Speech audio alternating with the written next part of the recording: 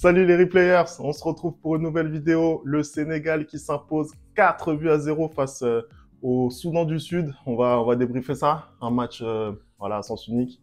T'es chaud? Écoute, je suis prêt. Allez, c'est parti.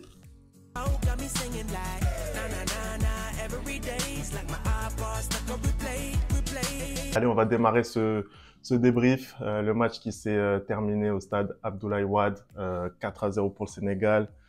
Un match où les hommes d'Aliou Cissé ont vraiment déroulé leur football. Toi, comment t'as vu le match? Franchement, c'est un match, tu l'as dit en intro, un match à sens unique de la part des Lions de la Teranga. Hein. Une très bonne entente de match. C'est-à-dire que c'est simple. Je me suis posé devant le match, but. Très simple. Très simple.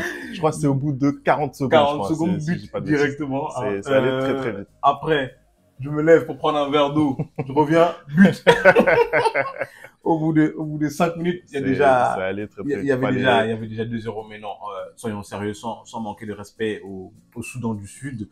Les deux équipes avaient vraiment beaucoup trop d'écart. En fait, cette équipe du Sénégal qui est champion en titre, champion d'Afrique en titre, elle a tellement de qualité. C'est-à-dire qu'à un moment donné, je regardais la composition que Aliou Cissé avait fait en 4-2-3-1 et tu regardes le 11 titulaire et tu regardes le banc.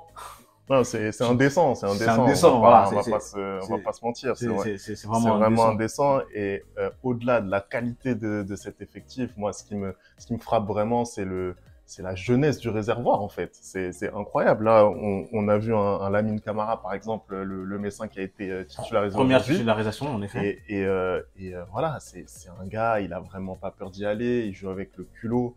Il a mis encore un but plein d'entrain avec une frappe qui fusille le gardien sud-soudanais. Donc vraiment, c'est un très très bon joueur et il illustre vraiment ce réservoir de jeunes joueurs qu'il y a au Sénégal. C'est simple, hein, la moyenne d'âge de la première équipe en première mi-temps, elle est de 27 ans, tu vois. Elle est de 27 ans. Je trouve que Aliou Cissé, justement, a su renouveler le vivier qu'il y a au Sénégal par rapport à l'équipe qui a été championne d'Afrique il y a un an, même pas. Ce qui a été un peu plus difficile justement pour l'Algérie et c'est ce qui a amené à ce qu'on a vu dans les mois d'après. Pour le coup, là, il a réussi à mettre une équipe à la fois expérimentée et à la fois avec des jeunes qui ramènent vraiment cette vigueur-là. Comme tu l'as dit, Lamine Camara, mais il est juste fantastique. Il est extraordinaire. Il est juste extraordinaire. D'ailleurs, il avait mis un but, je crois que c'était à Monaco, si je dis pas de bêtises. Il met un but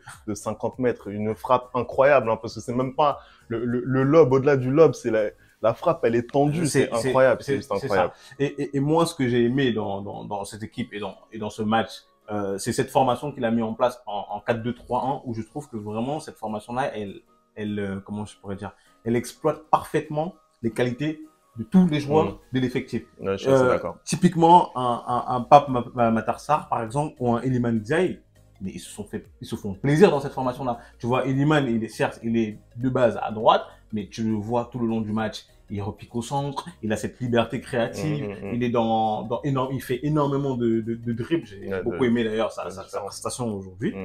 Et tu vois, pareil, ils prennent la profondeur. Le côté droit avec Iliman Ndiaye et Ndiata, mais quel poulet, quel poulet il y a ça, on va dire. C'est incroyable, c'est incroyable. C'est-à-dire qu'il y a des dédoublements de partout. Et vraiment, Ndiata dans ce registre-là de latéral droit dans lequel il joue en sélection, c'est vraiment incroyable. Hein. Il est fiable défensivement et en plus de ça, il fait jouer ses qualités qu'on lui connaît. Donc c'est vraiment incroyable. Hein. Surtout qu'il n'a pas de concurrence au final. Quand tu regardes dans ce côté droit, normalement il est censé avoir Bouna Sarr, mais Bouna Sarr, il joue plus au Bayern. Au Bayern, c'est compliqué. On l'appelle plus et il y a vraiment une place à prendre là-dessus.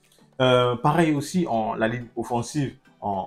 Avec Iliman Ndiaye, Pape Matar Sarr et Sadio Mané et finalement Habib Diallo, moi j'ai beaucoup aimé. Certes, Habib Diallo, je pense que c'est celui qui s'en tire le moins bien. Je pense que c'est celui qui vraiment gagne pas des points dans ce match-là. Parce que là, mais il se procure des occasions nettes, Habib Diallo. Mais il n'arrive pas sur ce match, à terminer. il n'arrive pas à terminer. Donc ça, c'est pénalisant. Tant qu'on est sur la ligne offensive, moi, je vais poser les questions qui fâchent Anderson. Je vais poser la question que tout le monde se pose. Pose les questions. Pose les questions. Est-ce que Sadio Mané, auteur d'un doublé aujourd'hui, est-ce que Sadio Mané mérite toujours sa place de titulaire dans cette équipe? Je pense que toute personne qui estime que Sadio Mané aujourd'hui doit être remplaçant dans cette équipe du Sénégal doit se faire soigner. Doit se faire soigner. Voilà, je pense que non, je pense qu'on a la mémoire courte. Certes, aujourd'hui Sadio Mané a vécu une fin de saison compliquée avec Liverpool. Il a dû avoir son transfert avec le Bayern. Avec le Bayern, pardon, le Bayern. J'ai encore Liverpool. Il a dû avoir son transfert en Arabie Saoudite à Al Nasser et du coup c'était un peu difficile pour lui. Mais à quel moment tu peux te permettre de remettre... C'est sa 100e sélection aujourd'hui. 100e sélection, 2 buts, une passe décisive. C'est de ce genre de joueur qu'on parle en fait. Non, bien sûr. On n'est pas en train de parler d'un joueur qui est en fin de cycle ou d'un joueur qui n'est plus au niveau. Non, c'est pas ça. Certes, il y a des moments dans la vie de ce genre de joueur-là où il y a des passages à vide, où c'est un peu plus compliqué. On va même pas dire passage à vide parce que c'est juste un peu plus compliqué. Mais comment tu peux te permettre de remettre en cause Sadio Mané? Toi, qu'est-ce que t'en penses? C'est vrai que bon, si on reste sur ce match-là, effectivement, voilà, il termine avec 2 buts, une passe décisive. Moi, j'ai trouvé que sur certaines phases, il aurait pu mieux jouer, mieux faire, et être un peu moins égoïste, un peu plus altruiste. Après, effectivement, tu l'as dit, voilà, c'est Sadio Mané et tout ce qu'il représente, tout ce qu'il incarne. Voilà, c'est celui qui a permis au Sénégal de remporter sa première CAN. On sait très bien que dans les matchs en jeu qui va attendre, voilà, le Sénégal, il va vraiment y avoir besoin d'expérience. On sait très bien le challenge que ça représente pour les Lions de la Teranga de conserver un trophée. Donc là, vraiment, ça va être quelque chose de très, très important et ils vont avoir besoin de leur leader. Donc, aussi bien Sadio Mané que Kalidou Koulibaly, que Idrissa Gueye. Voilà, ils vont avoir besoin de cette colonne vertébrale qui va vraiment leur permettre, je l'espère pour eux, d'aller loin. Non, mais surtout que ce qui marche, c'est ce que j'ai dit tout à l'heure, c'est à la fois ce mélange entre les jeunes joueurs et les joueurs un peu plus anciens qui ont cette expérience-là. Et Sadio, dans cette équipe du Sénégal-là, c'est un patron. C'est un patron. Et aujourd'hui, tu ne peux pas te permettre de le mettre sur le banc. Pas parce que, comment dirais-je, ses performances, en fait, ne méritent pas qu'il aille sur le banc. Tout simplement. Pour moi, c'est une performance qui ne mérite pas qu'il aille sur le banc. C'est-à-dire qu'aujourd'hui, en fait, on a trop le prisme de l'attaquant qui doit absolument marquer. Moi, je trouve qu'il participe dans le jeu. Il l'emmène et combine. Aujourd'hui, certes, tu vois clairement que oui, en effet, je pense qu'il a été en manque de confiance pendant longtemps parce que sur plein d'actions, il essaie de jouer tout seul parce qu'il essaie de se rassurer, il essaie de marquer aussi. Notamment, je pense à l'action où il tire sur le gardien alors qu'il peut la décaler à Koulibaly qui est juste à côté, tout seul. Mais aujourd'hui, je pense qu'on n'est pas en droit de douter de Sadio Mané. Je suis désolé. On n'est pas en droit de douter de lui en tant que titulaire de cette équipe du Sénégal. Non, je suis assez d'accord. Je pense que voilà, il y a eu des petits passages à vide ces derniers mois pour lui, mais effectivement, pour moi, il mérite sa place. Et je pense qu'il va être important pour le Sénégal, surtout dans la poule relevée qui les attend en Coupe d'Afrique des Nations. C'est ça. T'as parlé du match de Iliman Ndiaye qui est en concurrence avec son coéquipier marseillais Ismaïla Sarr pour une place de titulaire dans cette équipe sénégalaise. Exactement. D'ailleurs, je m'attendais à ce qu'il rentre. Finalement, il n'est pas rentré. Mais bon, il y a un match contre le Togo mardi qui va être très très important et beaucoup plus difficile que ce qu'on a vu ce soir. Peut-être qu'il rentrera à ce moment-là. Très très important. C'est vrai qu'en plus, voilà, Aliou Cissé, il l'a dit en conférence de presse, voilà, ils doivent faire 6 points. C'est vrai que ils sont dans une poule où là aussi, il n'y a pas beaucoup de discussions possibles. Hein. On voit les Sénégalais. Il y a quand même le Congo dans leur poule. Hein. Il y a quand même la RDC dans leur poule. Ça peut être assez difficile. Après, la RDC, voilà, c'est une équipe qui a une seule participation en Coupe du Monde. C'est pas forcément une équipe qui est du standing du Sénégal. C'est sûr. Voilà, clairement, aujourd'hui, le Sénégal doit pouvoir se qualifier. Moi, je voulais revenir également sur le réservoir et surtout le fait que il y a énormément de blessés souvent dans cette équipe sénégalaise et malgré tout, ils arrivent à justement aligner à chaque fois une équipe compétitive. Très compétitive. À l'approche de la Coupe du Monde au Qatar, il y avait eu voilà le le syndrome Sadio Mané, qui n'avait pas pu voilà, défendre les couleurs de son équipe. Et Aliou Cissé, vraiment, je voudrais lui rendre hommage parce qu'il arrive toujours à trouver les solutions avec ses équipes. Et vraiment, je trouve que là, avec toutes les forces en présence, je pense que ça peut vraiment donner quelque chose de très très fort. Et contrairement à, je vais envoyer une petite pique à mon sélectionneur national, Gobert Song, je suis désolé, je vois, quand je mets un match du Sénégal, je vois ce que veut faire Aliou Cissé. C'est-à-dire que je comprends les intentions du jeu du Sénégal. Ils ont le ballon, ils vont dans les côtés, ils vont par les centres, ils font des centres. C'est pas la même équipe. Et c'est pas les mêmes joueurs. Mais, encore une fois, il y a de la suite dans les idées. Aujourd'hui, il met une équipe compétitive. Mardi, il alignera une équipe encore plus compétitive, je pense, contre le Togo. C'est-à-dire que c'est une équipe, tu sais où elle va, en fait. Tu sais où elle va, tu sens que l'entraîneur, je suis désolé, tu sens que l'entraîneur a ses diplômes. Tu sens que l'entraîneur a ses diplômes. Tu sens qu'il a de la suite derrière les idées. Après, c'est un travail quand même de longue haleine qui a été mené par Aliou Cissé. Je pense qu'il faut laisser le temps parce qu'on fait le comparatif avec Rigobert Song et l'équipe du Cameroun qui va retrouver le Sénégal en phase de groupe. Voilà, Aliou Cissé, c'est un travail de plusieurs années. Et en plus de ça, la matière vraiment dont dispose Aliou Cissé aujourd'hui, c'est vraiment une matière incroyable. Ouais.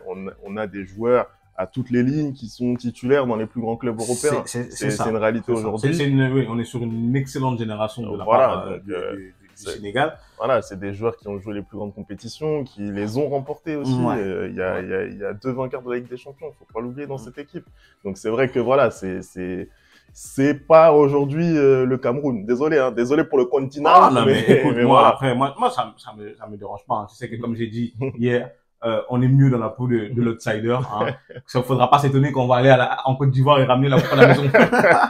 Mais non, en soi, cette équipe, elle fait vraiment peur en vue de la CAN. C'est une très très bonne préparation ce match qu'ils ont fait aujourd'hui. Ils l'ont pris avec sérieux. Le seul point négatif que j'ai sur cet effectif du Sénégal et sur ce match-là, c'est peut-être le latéral gauche, Ismaël Jacobs, que je trouve vraiment moyen. Franchement, je vais pas te mentir, je le trouve vraiment moyen. C'est-à-dire que dans les relances, il perd énormément de ballons, c'est pas toujours juste.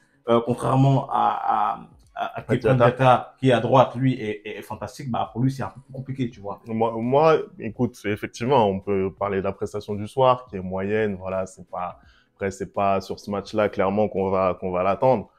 Ismaël Jacobs, là aussi, pareil, c'est quelqu'un qui est titulaire à Monaco, qui a une bonne expérience maintenant des joutes européennes. Là, maintenant, il a sa place en sélection. On l'a vu jouer justement face au Cameroun à Bollaert. Il était juste en face de nous d'ailleurs. Il a livré une très bonne prestation. T'es d'accord pour le dire? Oui. Voilà, c'est quelqu'un qui habituellement fait preuve de régularité. Il peut passer à travers. Après, le niveau international, c'est un step supplémentaire. On va voir comment il va se comporter, à la CAN, mais je te trouve dur sur Jacob en tout cas. Moi, j'ai pas trouvé son match à la hauteur des autres en fait. Franchement, dans les 11 titulaires, j'ai trouvé qu'ils ont tous été bons pour le coup, hormis Jacobs et Diallo, où j'ai trouvé qu'ils étaient un peu en dessous. Un autre point aussi négatif, on va dire, j'ai trouvé que les rentrants n'ont pas forcément apporté quelque chose. Par exemple, typiquement, Nicolas Jackson, je m'attendais à beaucoup plus de sa part. Ça n'a pas été le cas. Ils ont juste permis à l'UCC de faire des changements très vite. Je crois dès la 60e minute, il a pu faire tourner son équipe, du coup, reposer les gars en vue du match contre le Togo mardi qui va être un peu plus compliqué. Mais j'ai pas trouvé que les entrants ont apporté grand chose. Aujourd'hui, en tout cas. Oui. Après, voilà, dans un match où, voilà, tu mènes 3-0 à la mi-temps, effectivement, c'est compliqué d'analyser. Mais bon, il y a de la ressource, hein, sur le banc. On va voir, effectivement, lors du match contre le Togo, si ils vont réussir à s'imposer. En tout cas, ils prennent directement la tête de leur poule d'éliminatoire de Coupe du Monde. Ils sont bien lancés et surtout ils se préparent très très bien pour cette Coupe d'Afrique qui arrive. Ils font peur, hein. Je vais pas te mentir que le Cameroun-Sénégal, je l'attends avec impatience. Très peur. Ça va être très intéressant à suivre. En tout cas, merci d'avoir regardé la vidéo. On n'oublie pas les bonnes habitudes, bien entendu, @le replay foot pour nous dire ce que vous avez pensé de ce match. On va suivre, bien entendu, ces éliminatoires de Coupe du Monde. Il y a pas mal de matchs encore qu'on va débriefer. Lundi, je crois, on a la Côte d'Ivoire. Exactement. Donc surtout, abonnez-vous abonnez-vous et bien entendu la CAN qui arrive en janvier, on va la suivre en direct d'Abidjan. Donc n'hésitez pas à vous abonner. C'est pas que Abidjan. Il y a Abidjan, il y a Moussoukro, C'est il y a partout. Bouaké, il y C'est a San partout, Pedro, en c'est direct de partout. Côte d'Ivoire. Le Voilà. bordel en Côte d'Ivoire. Voilà ce qui va se passer. C'est le bordel en Côte d'Ivoire. Ah. Voilà. Donc on va se retrouver très très vite pour une nouvelle vidéo. À plus tard. Ciao.